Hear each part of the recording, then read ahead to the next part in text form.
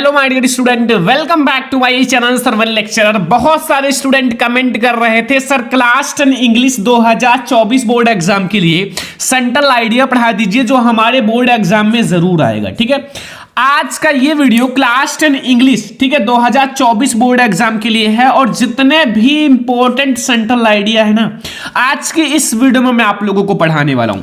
इस वीडियो को देखने के बाद मैं 101% गारंटी लेता हूं कि आप सेंट्रल आइडिया लिख कर आओगे और फुल में फुल मार्क्स लेकर आओगे।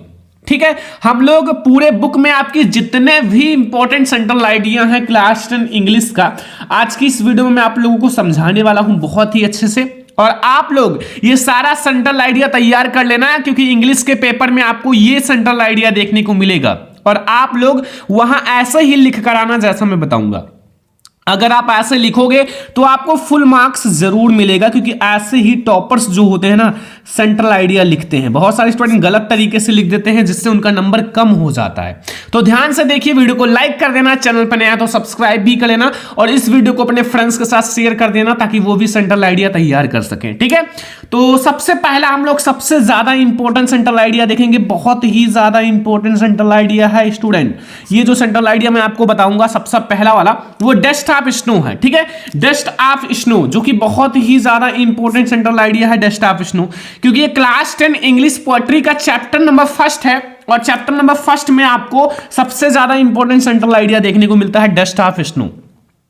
आपको इसकी कहानी तो पता ही होगा डस्ट ऑफ स्नो का, और अगर आपको कहानी पता है ना तो आप सेंट्रल आइडिया बहुत ही आसानी से लिख सकते हो क्योंकि सेंट्रल आइडिया में फिर बचता ही कुछ नहीं है जो आपको याद करना पड़े।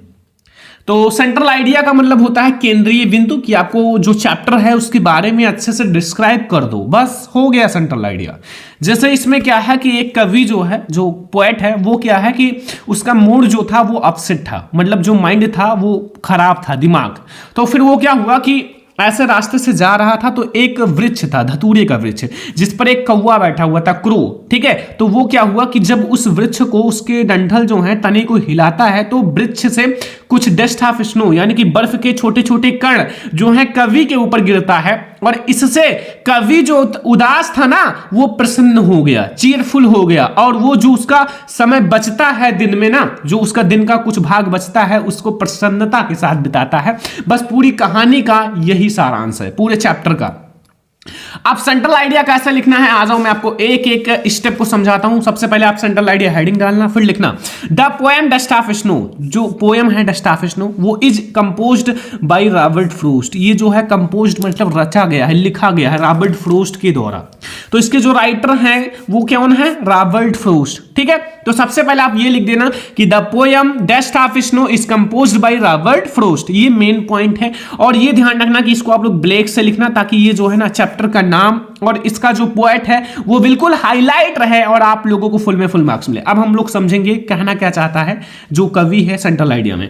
इन दिस पोएम, इस पोएम में the poet wants to convey, जो पोएट है want to convey that sometimes certain movements of actions which are simple have larger significance. अब यहां कहने का मतलब है कि the poet wants to convey यानी कि जो कवि है, कॉन्वे का मतलब बताना। ठीक है, तो जो कवि है वो बताना चाहता है क्या? दैट्स समटाइम्स यानी कि कुछ समय, सर्टेन मतलब निश्चित समय या फिर निश्चित मूवमेंट्स ऑफ एक्शंस। ठीक है, व्हिच आर सिंपल जो दिखते तो सिंपल हैं एंड लार्जर सिग्निफिकेंस लेकिन उनका बहुत ही बड़ा महत्व होता है। लार्जर का मतलब बहुत ही बड़ा या लंबा महत्व होता है आपकी लाइफ में। ठीक है, तो बहुत आसान तरीके से मैं आपको बता रहा हूं अपने लैंग्वेज में। तो they can change the mood off life of a person. जो किसी व्यक्ति का मूड यानी कि जो मूड है उसको चेंज कर सकता है या फिर उसके किसी व्यक्ति का लाइफ भी चेंज कर सकता है, पूरी लाइफ चेंज कर सकता है क्योंकि कुछ ऐसे मूवमेंट्स होते हैं जो आपको अंदर से मोटिवेट कर देते हैं और आप अपने काम में लग जाते हो और आपकी पूरी लाइफ चेंज हो जाती है। ठीक है, तो ऐसे ही इतना आपको लिखना है। फिर चैप्टर में थोड़ा सा लिखना है। चैप्टर से द वे ए क्रो यानी कि the way A crow sex down dust of snow on the poet. ठीक है, तो जब एक कौवा जो है वो वृक्ष पर बैठा था तो वो जब उस वृक्ष को हिलाता है ना, धतूरे के वृक्ष को, तो क्या हुआ कि जो पोएट के ऊपर क्या बर्फ के छोटे छोटे कण उनके ऊपर गिरते हैं, ठीक है। तो इंस्पायर, तो वो क्या होता है, इंस्पायर होता है, प्रभावित होता है, and gives him the idea to shake off his depressed thought, और उसका जो डिप्रेस्ड थॉट था, जो उदासफुल थॉट था, उदासफुल जो उसकी जीवन थी ना, मतलब कुछ देर के लिए जो उसका उदासफुल पूरा समय था ना, वो क्या हुआ, ऑफ हो गया, चेंज हो गया, ठीक है। उसका क्या हुआ, चेंज हो गया ideas, and become cheerful and so something useful, और उनका जो है कुछ प्रसन्न, और जो समय बचा वो प्रसन्नता में बीता और यूजफुल रहा। क्यों, क्योंकि बहुत सारे लोग कहते हैं कि जो कौवा होता है वो क्या होता है, मतलब शुभ नहीं होता, बट यहां देखो उनके पूरे दिन को बदल दिया, क्योंकि उनके जब बर्फ के छोटे छोटे कण उनके ऊपर गिरे, ठीक है। तो ये कवि का बहुत ही इंपॉर्टेंट सेंट्रल आइडिया है डेस्टाफिशनो का, बहुत आसान तरीके से, बहुत अच्छे से मैंने बताया, क्योंकि मैं आपको बहुत शॉर्ट में बताता हूं और आप लोगों को ऐसे ही समझ में आता भी है, ठीक है। और आप लोगों को ये सेंट्रल आइडिया समझ में आ गया होगा, इसमें तो कुछ नहीं है। अगर आप कहोगे सर इसमें बहुत हार्ड है, तो क्या हार्ड है ये आप लोग जरूर बताना, बट मैंने आपको एक एक मीनिंग्स भी बता दिए हैं, ठीक है। तो अब हम लोग दूसरा नंबर सेंट्रल आइडिया देखते हैं माय डियर स्टूडेंट। दूसरा जो हमारा सेंट्रल आइडिया है, fire and ice, chapter number 2। जितने भी इंपॉर्टेंट सेंट्रल आइडिया है ना, आज की इसी वीडियो में खत्म हो जाएगा। अगर आप कहोगे कि आप लोगों को ये सारा याद है ना, तो मैं कहता हूं कि सेंट्रल आइडिया आपका बिल्कुल फिक्स है। बिल्कुल का मतलब जिसे कहते हैं 110% आपका फिक्स हो जाएगा। लेकिन जितना सेंट्रल आइडिया बताने वाला हूं वो आप तैयार कर लेना, और जिस लैंग्वेज में बता रहा हूं उस लैंग्वेज में तैयार करो, थोड़ा सा आपको अच्छा लगेगा। तो देखो, फायर एंड आइस के भी जो राइटर हैं वो रॉबर्ट फ्रोस्ट ही हैं। कौन है, रॉबर्ट फ्रोस्ट। तो डोंट वरी, आपके दोनों चैप्टर के जो राइटर हैं वो रॉबर्ट फ्रोस्ट ही हैं, चाहे आपका डेस्टाफिशनो हो चाहे आपका फायर एंड आइस हो, तो दोनों चैप्टर के सेम ही राइटर हैं, ठीक है। तो इसमें अब आपको टेंशन की बात नहीं है कि हमें राइटर का नाम याद करना पड़ेगा, क्योंकि आपको पहले ही पता हो गया। अगर आपने एक का याद किया तो आपका दोनों तैयार हो गया, ठीक है। तो अब हम लोग समझते हैं सेंट्रल आइडिया, केंद्रीय बिंदु क्या है इसका। The poem fire and ice, the poem जो है fire and ice is composed by Robert frost, ये जो है रॉबर्ट फ्रोस्ट के द्वारा कंपोज्ड किया गया है, मतलब लिखा गया है, ठीक है। समझ में आया। देखो आप लोग 2 लाइन तो केवल आप, अगर आपको नहीं आता सेंट्रल आइडिया तो 2 लाइन तो आप यही लिख सकते हो कि भाई इसके राइटर कौन है और पार्ट का नाम क्या है। फिर आप जो है चैप्टर के बारे में लिख दो, भाई फायर एंड आइस के बारे में ही बताया गया होगा इस चैप्टर में, तो आपको नहीं आता फिर भी लिखो, खाली मत छोड़कर आना। खाली छोड़कर आओगे भाई नंबर नहीं मिलेगा। अगर आप कुछ ना कुछ लिख कर आओगे तो 100% आपको नंबर भर के मिलेगा, ठीक है। The poets equates fire with desire and ice with hated. कहने का मतलब है जो पोएट है वो इक्वेट्स मतलब इक्वल बताता है किसके, फायर, जो फायर है विथ डिजायर। फायर जो है वो डिजायर है, मतलब फायर की तुलना डिजायर से की है, इच्छा से। डिजायर की मतलब क्या होता है, इच्छा। एंड आइस की तुलना हेटेड से की है। हेटेड का मतलब होता है घृणा, हेट का मतलब क्या होता है, घृणा। तो मतलब फायर की तुलना डिजायर से की है और आइस की तुलना हेट से की है, ठीक है। तो both of these are growing, ये जो है दोनों एक साथ बड़ी तेजी से, विथ यूनिमस स्पीड, यानी कि इसका मतलब होता है तीव्रता से, ठीक है। तो बड़ी तीव्रता से ग्रोइंग कर रही है। जो हमारा डिजायर है और घृणा है, इच्छा, लोगों की इच्छाएं इतना है ना कि पहले तो इच्छा होता है कि हमें काश 1 लाख रुपए मिल जाते तो मजा आ जाता, और जब 1 लाख मिल जाता है तो उनकी इच्छा इतनी बढ़ जाती है काश 1 करोड़ मिल जाता तो मजा आ जाता। तो ऐसे ऐसे इतनी इच्छाएं बढ़ रही है ना कि ये आपकी जो इच्छाएं बहुत तेजी से बढ़ रही है। और ये हेट जो है, घृणा भी बहुत तेजी से बढ़ रही है। जितनी आप आगे जाओगे उतने लोगों से बहुत सारे लोग घृणा करते हैं, ठीक है। डाउन टू अर्थ रहो, ठीक है, जुड़े रहो जमीन से, क्योंकि यहीं से आपको सब कुछ मिलता है। तो speed, we don't check them from growing, अगर हमने इसको चेक नहीं किया तो द वर्ल्ड विल पेरिस, तो जो वर्ल्ड है ना वो नष्ट हो जाएगा।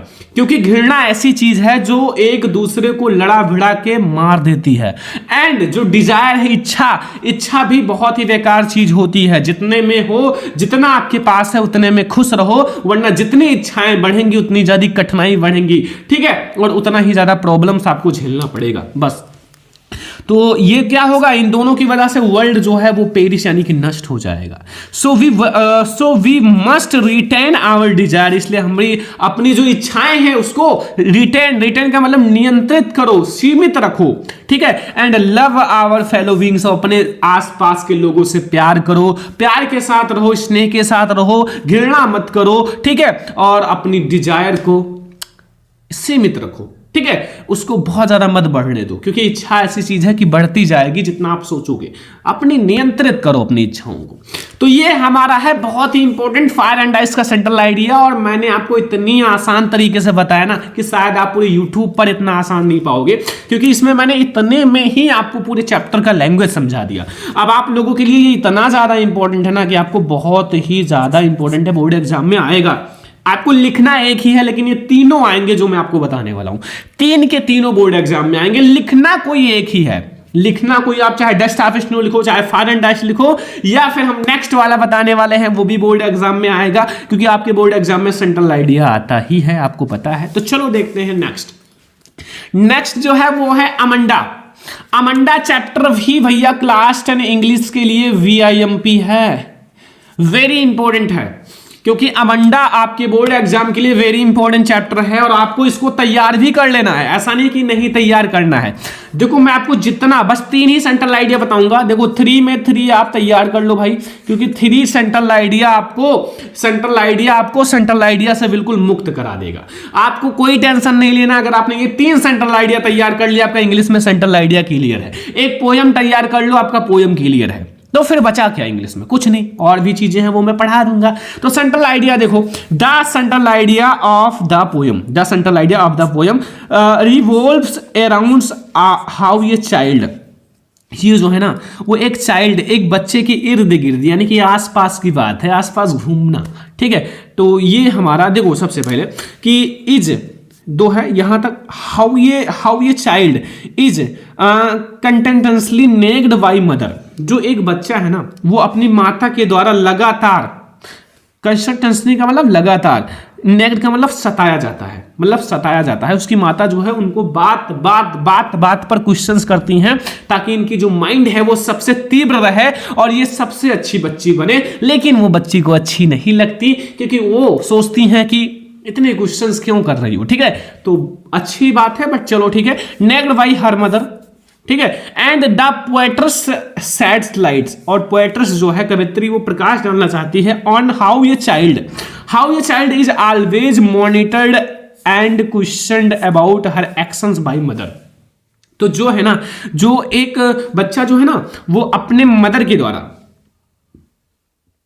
छोटे छोटे एक्शंस पर क्या है क्वेश्चंस करती हैं, उनसे क्वेश्चंस करती हैं और उन पर ध्यान रखती हैं, हमेशा ध्यान रखती हैं, ठीक है। इससे जो है बच्चा जो है, चाइल्ड जो है वो परेशान हो जाता है, ठीक है। मतलब उसको अच्छा नहीं लगता, हर एक छोटी छोटी बात पर क्वेश्चंस करो, हर एक चीज पर ध्यान रखो, छोटे छोटे एक्शंस पर ध्यान रखो, तो वो उसको बहुत अच्छा लगने लगता है, ठीक है। लेकिन मदर क्या है, माता क्या है, वो अपने बच्ची को अच्छा बनाना चाहती हैं और छोटी छोटी क्वेश्चंस करती हैं, ताकि वो पढ़ने में भी अच्छी रहे, इसका बिहेवियर भी अच्छा रहे, लोगों से कुछ अलग रहे, ठीक है। इसीलिए ये सारी चीजें करती हैं। एंड देयरफॉर, अतः जो अमंडा है ड्रीम्स, अमंडा जो है वो ड्रीम्स यानी कि सपनों में खो जाती है, to get always from her travels, और वो सोचती है काश में इस क्वेश्चन से बच पाती, इस क्वेश्चन से मैं दूर रहती, लाइक एज, अगर एक जैसे अनाथ का बच्चा रहता है वैसे रहती, ठीक है। तो ये हमारा एक छोटा सा सेंट्रल आइडिया है, मैं आपको बहुत शॉर्ट में बता रहा हूं, इतना लिखना ही है, इससे ज्यादा मत लिखना, ठीक है, बहुत है, क्योंकि मैं आपको जो बता रहा हूं वो पूरा एक बहुत अच्छे से बता रहा हूं कि अगर एक बार जो है एग्जामिनर पढ़ लेगा ना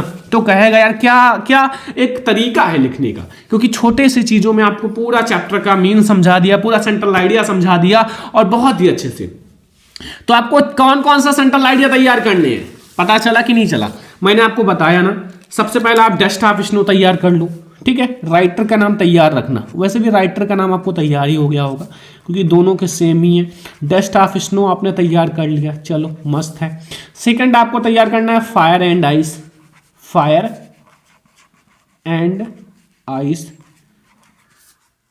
थर्ड आपको तैयार करना है अमंडा। सभी के राइटर पता ही है, ठीक है। तो ये हमारे 3 ऐसा सेंट्रल आइडिया हैं जो आपका 110% फिक्स कराएंगे, इससे बाहर नहीं आएगा। आप टेंशन मत लेना सेंट्रल आइडिया का, ये तैयार कर लो, फिर आपका सेंट्रल आइडिया बिल्कुल क्लियर हो जाएगा, ठीक है। तो ये सेंट्रल आइडिया आप फटाक से तैयार कर लो, जितने भी स्टूडेंट अभी तक तैयार नहीं किए हैं, ये सेंट्रल आइडिया आप लोग जल्दी जल्दी पढ़ लो, अभी भी आपके पास बहुत समय है पढ़ने का। तो आप लोग ये सेंट्रल आइडिया पढ़ लोगे ना, प्रॉमिस करो आज आप लोग ये तैयार कर लोगे, तीनों सेंट्रल आइडिया, क्योंकि अब आपके पास समय नहीं है, जितना पढ़ लो उतनी कम है, जितना पढ़ लो उतना ही कम है। तो आज का ये वीडियो हमारा सेंट्रल आइडिया पर था, जो कि बहुत सारे स्टूडेंट कमेंट कर रहे थे, तो मैंने आज का ये वीडियो सेंट्रल आइडिया पर ही बना दिया ताकि आप लोग इसमें पूरे सेंट्रल आइडिया को समझ सको। तो आज का ये वीडियो कैसा लगा कमेंट बॉक्स में एक कमेंट जरूर करना, और चैनल पर नया तो सब्सक्राइब भी कर लेना, वीडियो को शेयर कर देना अपने फ्रेंड्स के साथ। तो हम लोग मिलेंगे ऐसे किसी नेक्स्ट इंपॉर्टेंट वीडियो में, तब तक के लिए जय हिंद, वंदे मातरम।